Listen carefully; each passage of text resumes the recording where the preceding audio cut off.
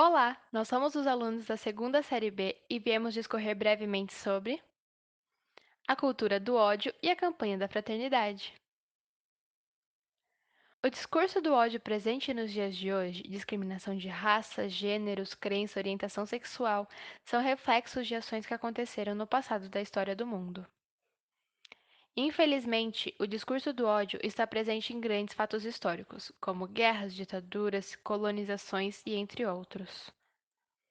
Em um estudo científico feito por antropólogos e médicos europeus no século XIX, foi definido um grau de pureza racial através da análise de traços faciais.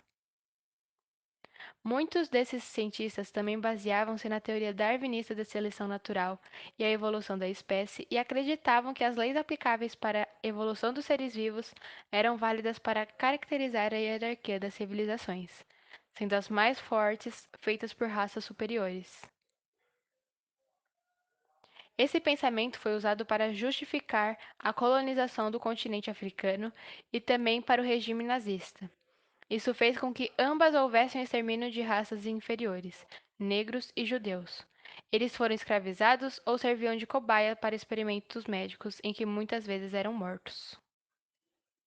Com a crise econômica do Império Romano, a manutenção do exército foi afetada, tornando as fronteiras vulneráveis a ataques estrangeiros. A partir do século V, a ameaça à fronteira acentuou-se pelo fluxo migratório do povo germânico. Estes foram apelidados como bárbaros por não compartilharem a mesma cultura e a mesma língua que o povo da região. Além disso, parte do povo germânico converteu-se ao cristianismo arianista, condenado pela Igreja como heresia, aumentando o impasse entre os povos. O cristianismo baseava-se no entendimento da Trindade Santa, a qual Cristo contém parte da substância de Deus Pai, que compartilhavam a Trindade com o Espírito Santo, ou seja, ao mesmo tempo que Cristo era um homem, também era imortal, assim como Deus. Já o arianismo argumentava que Cristo não continha a mesma substância de Deus Pai, mas foi criado por ele, assim como todas as outras criaturas, supondo então que Cristo não era eterno e não encarnava o Filho do Divino. Para Santo Agostinho, um dos doutores da Igreja Católica, existiam apenas dois caminhos, o bem e o mal. Ele afirmava que Deus é o supremo bem e o único caminho possível para o bem. No entanto, com a possibilidade do livre-arbítrio, o homem podia afastar-se do bem, ou seja, afastar-se de Deus, indo para o caminho oposto à iluminação divina. Seu pensamento está completamente ligado à fé e apenas a ela, afirmando que o único caminho à iluminação e à bondade do ser humano seria sua ligação direta com Deus. Já na visão de São Tomás de Aquino, a existência de Deus deveria caminhar junto com a lógica, usando as 5 vias que provam a existência de Deus, sendo ele o princípio em todos os argumentos. O primeiro motor imóvel.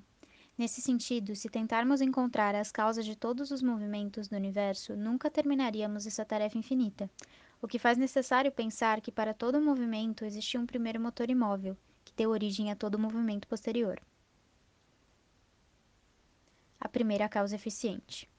No mesmo raciocínio anterior, pensamos que para toda causa há um efeito, e, para evitar a fadiga desnecessária da busca infinita pela causa primeira, devemos pensar que essa causa existe e que não foi causada por mais nada além de Deus.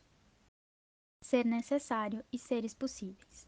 O ser necessário é Deus, e os seres possíveis seriam suas criações, pois são possibilidades na medida em que somente existem pela vontade do ser necessário. Graus de perfeição. Os seres são classificados por uma hierarquia que estabelece Deus como ser perfeito e todos os outros seres em uma escala, de acordo com sua perfeição e proximidade ou distância de Deus. Governo Supremo. O universo somente poderia se manter organizado mediante um governo maior, ou seja, o governo divino. Segundo São Tomás de Aquino, a razão compreende a fé e a fé compreende a razão, assim atuando em conjunto. Mas agora você deve estar se perguntando: qual é a relação com a cultura do ódio?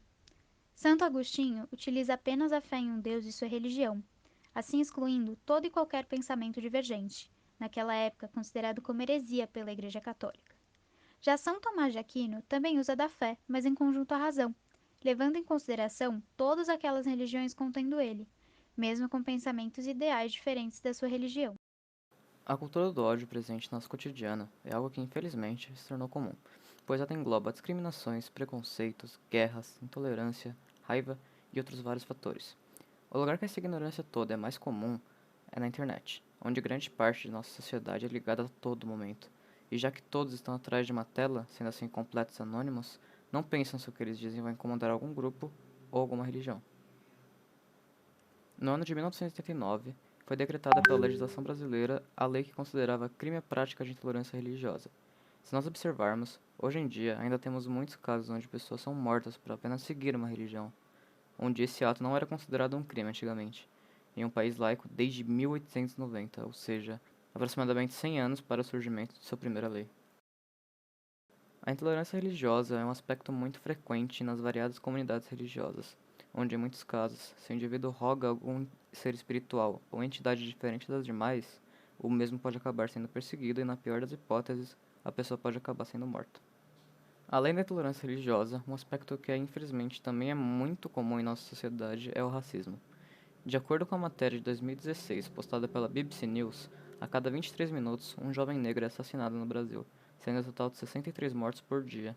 Na matéria de 2020, publicada pelo G1, os homicídios contra negros aumentaram em 11,5%.